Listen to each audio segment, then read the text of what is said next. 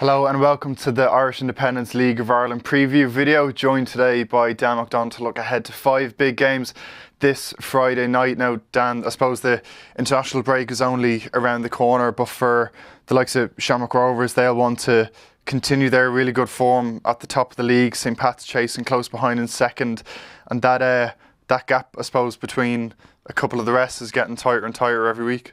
Yeah, I think in terms of, I suppose, the general league storyline, what I'm looking at now is that hopefully on the 29th of May, which is the last game before the break, that when Pats go to Tala, there's a closeness there. You know, that there's a 3-point swing. That there's a capability there for both teams to end the night top of the table. I think that's, from a neutral perspective, is what you would like.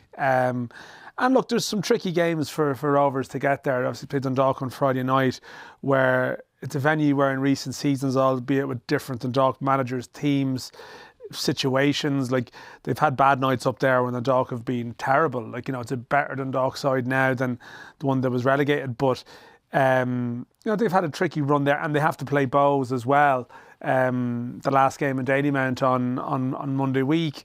So, there are sort of challenging games for them, and also you mentioned the international break. Stephen Bradley has made it clear, or sort of certainly strongly insinuated, that Pico Lopez won't play again before the World Cup. So that just means there might be a little bit of a vulnerability there. But I suppose Pats have to get there in that condition, and they have a very tough game against Shells that we'll speak about. But yeah, I think for everyone else, it's just a matter of whether any team can just get back-to-back wins coming up to the break, and they'll probably find themselves third, if they do it. If they can win 3 games between now and the break. And what you will have, I suppose, is the slight contrast, as I said, that those European teams, the 4 teams in Europe, will have an extra game. I suppose gives them a chance to get points on the board, and it feels like a season where points on the board rather than games in hand are a thing. So maybe there's a chance for some of those teams to improve their position. But I do think from the general, I suppose, mainstream interest or being able to engage with the league, which I think has been a struggle this year, if we're being totally honest, because there hasn't been sort of massive storylines that have really captured the imagination in the way people thought, because there is a slight feeling of inevitability maybe about where things are going. So you're hoping really now, there's a lot of hopes resting on Pats bringing us to that game in Tala and sending us off into the break with a bit of, I'm looking forward to seeing what happens after the break. There's obviously a series of results which could leave people feeling the opposite situation. Yeah, is that a little bit of a worry how the league could, in a situation where Shamrock Rovers run away with it, just kind of peter out in terms of storylines? Because, of course, Damien Duff leaving Shells last year, James McLean was a big story over the winter. We all know his injury issues with his hip the last couple of weeks, so he hasn't been up for pre-match media or post-match media a lot this season so far. And I said Shamrock Rovers there, an ominous sense that they're really hitting into form now. Is there kind of a worry that the lack of storylines, that the league will just peter out a little bit as we come into the business end of the season? Yeah, the only thing is, though, you have to remember that, and I don't disagree with the theory, but every season the league also effectively takes a break at the end of June, and then it kicks back up again in the autumn, in the sense that if the clubs do well in Europe, and you'd be hoping that a couple of them will, and you'd certainly, although I see there's a couple of tricky unseeded, I think we've been sort of putting Shamrock Rovers into the group stages, but there's been a couple of freak league results that have maybe made the unseeded path maybe a little trickier than people might have thought. But either way, you're still expecting Rovers to be involved all the way through the summer, and the European games then become the story in the summer months. And it's obviously a flaw with the structure of the season, that there's an intensity, there's an intense run of games, in this April, May period and into June. Obviously June, there's going to be a World Cup going on, which is, that hasn't happened. The last one was Qatar. So, and while the Euros would have again continued in tandem with the league, they were able to play games on Thursdays and do little things because of it was Germany was able to align it. This is going to be a little bit different. The league is going to be playing away while the World Cup is on, and that's going to be, it's a bit off Broadway, definitely. So there are factors that the league is just, it's just one of those seasons where it hasn't ignited. And you're right, you need that storyline. But I guess really the weird thing about it is that the league effectively in the second week of July goes into a sort of a hiatus of sorts, although the slight contradiction to that is that Pats are going to still be playing all the time now. So maybe there is actually an opportunity for them to go back to that points on the board theory, that if they're close enough at the end to actually somehow build up a little bit of a gap, if Rovers have a couple of breaks with Europe and so on. But that's maybe a very glass half full taking it. You mentioned the World Cup there. Possibly it looks like Pico Lopez has played his last game for Shamrock Rovers before he goes off with Cape Verde. I might just start with that game you're at, them travelling to Oriel Park. They haven't had a whole lot of luck there the last few seasons, but Dundalk, as we've been saying, one of the stories of the season so far, was it kind of a little bit inevitable almost that they would have took a dip at some stage given their start of the season was so electric? Yeah, I think so. And I see Kieran Kilduff the other day, I think it was his piece with Ron Kaiser, and he was talking about, and I'd actually missed this as well, I think they've had maybe 10 different central defensive partnerships this year. And that has been the issue, that they haven't had any real consistency in defence between Harvey Warren was suspended when he came in, then Vinnie Leonard's been injured, he's off to Norwich, and looks like they've been very cautious about getting him back. Cornwall hasn't been fit, he was sent off then last week when he played, when he possibly wasn't fit. Mayowa Anamason has sort of been injured at times, and he's a big player for them. So I think they're obviously a very good team going forward that's hurting teams. And even in the games that they've lost, they've had a couple of bad Fridays now at Oriel Park. We would have fancied this run of games against Dublin teams on Fridays. And they've had really good, maybe 45 or 60 minute passages in some of these games.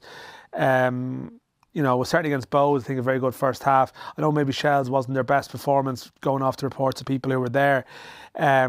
But they are a team that's a threat, but they've squandered promising positions, and they probably don't have the defensive base to see it out. So that is a concern. But as you say, I mentioned it earlier, they have a freakish record against Shamrock Rovers up there. Now, of course, the pitch is now a bit more of a normal pitch. The pitch obviously would be a massive leveller there in the past. It's a better surface now. It's still an Astro, but it's not.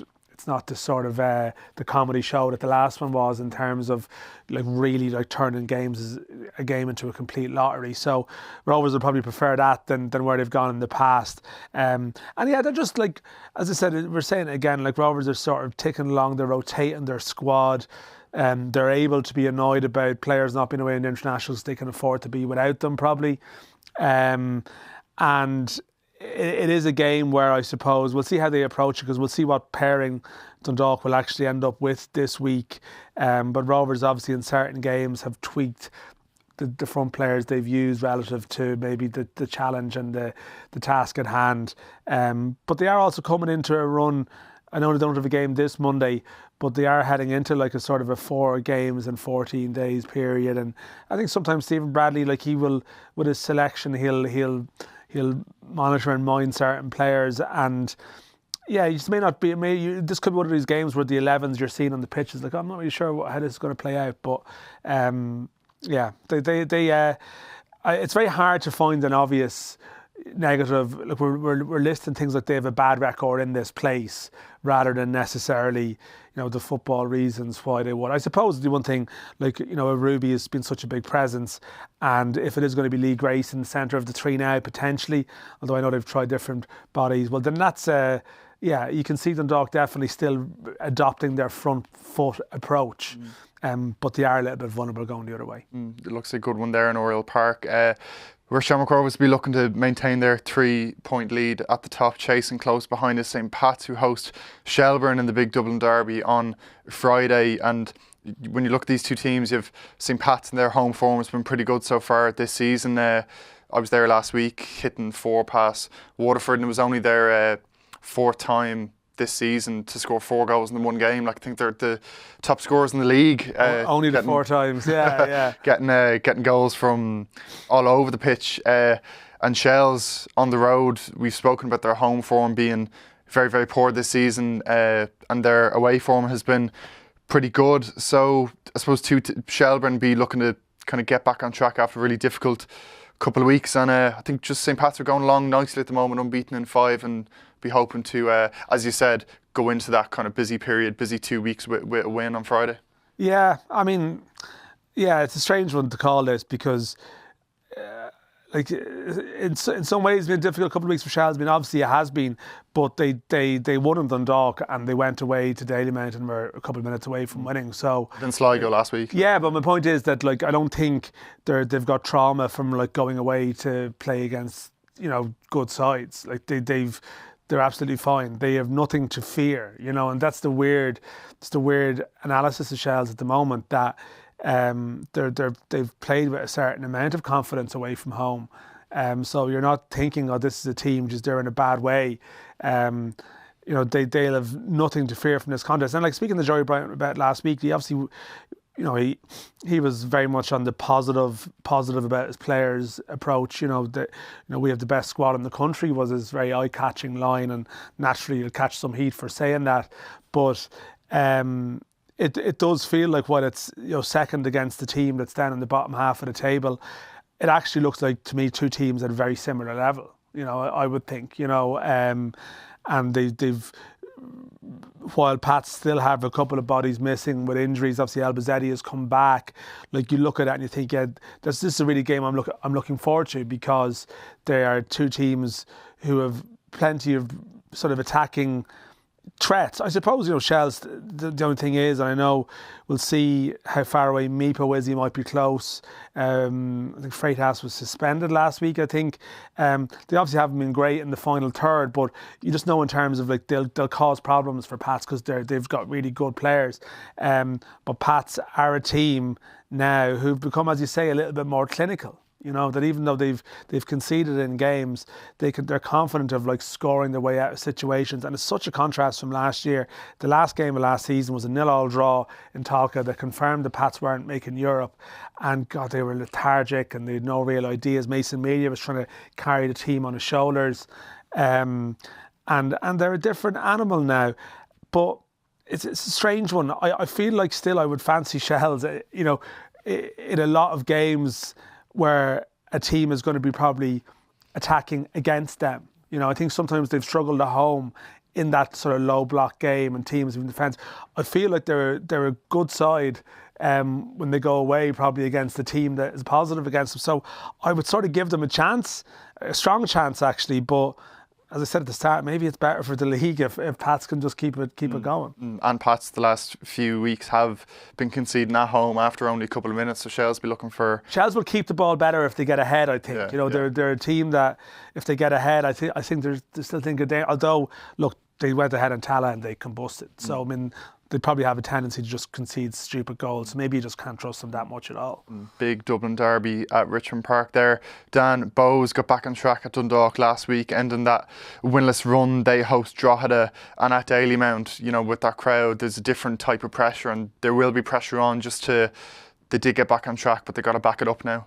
Yeah, and against Drogheda, who've won, so it was 2 out of the last 3, you know, but the exception was the middle game in Tala where they were very open and like they've obviously I know that, you know, United Park is or Sullivan and Lamb Park, it's a small stadium, but it's not actually like a tiny pitch or anything like that. Like they definitely must have done some work to just tighten up in general against Derry City last week, although Derry's tactical approach was a bit baffling. But yeah, it's just very hard to know what you're going to get because, you know, you look at the last couple of games, the last couple of Fridays, like they played 2 up front against Derry and it doesn't work and they mix it up and Ross Turney is the difference.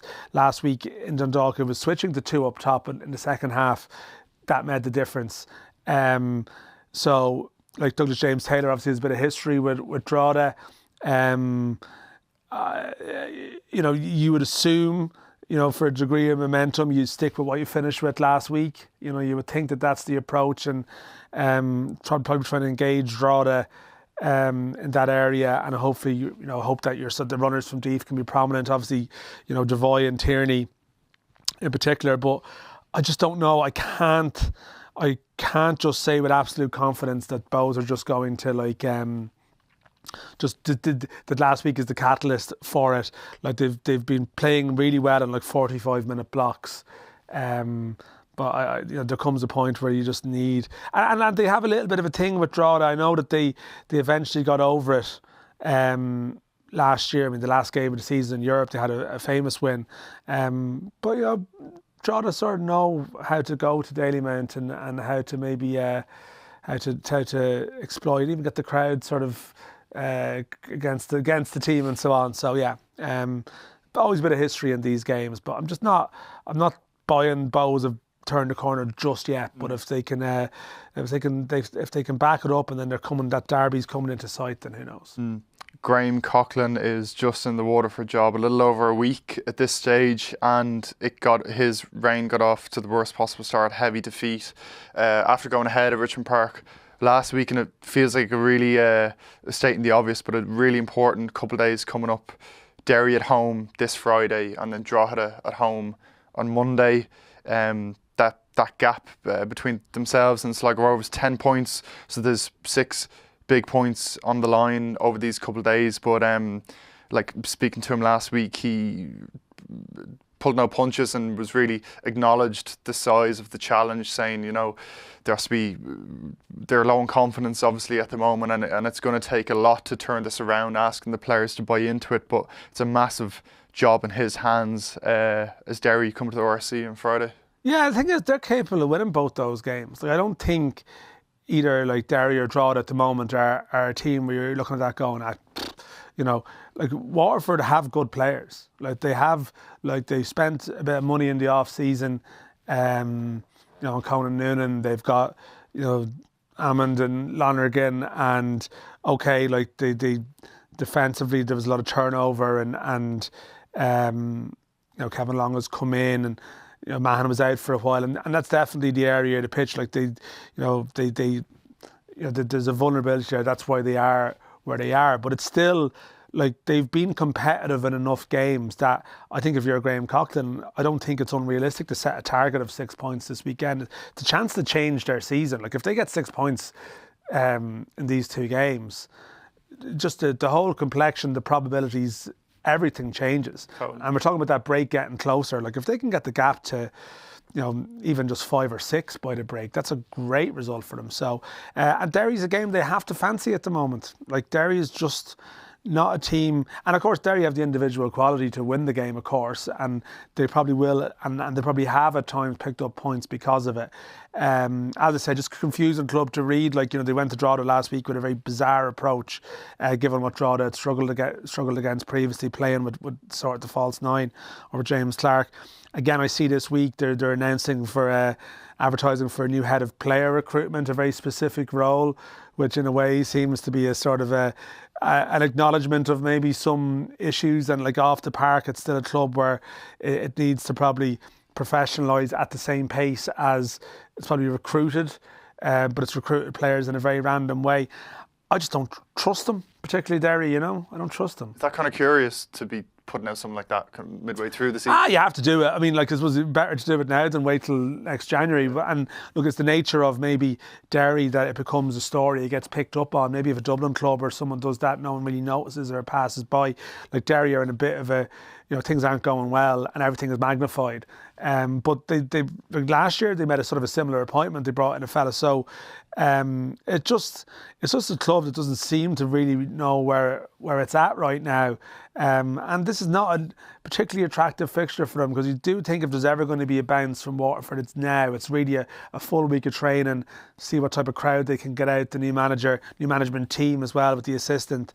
And there's nothing to fear from Derry. Yes, they have the individual quality that can do a job in it. But earlier in the season, I was at the reverse fixture. Like Waterford went ahead. Now, it was Michael Duffy brilliance to turn it around. Michael Duffy is back. That can happen.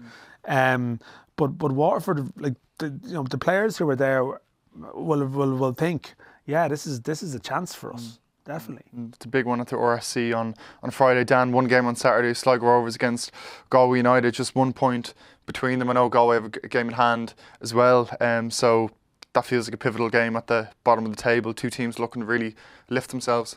Yeah, like John Russell saying last week, He's not thinking about the relegation playoff. The likes of us will keep talking about it because someone has to be in it, and they still are one of the more likely contenders. But his mindset, and look, that's been their success. They tend to be good in the second half of the season. Sligo Rovers, he tends to be good at getting players in July. I think their pitch gets better. There's just reasons why they improve as the season goes on.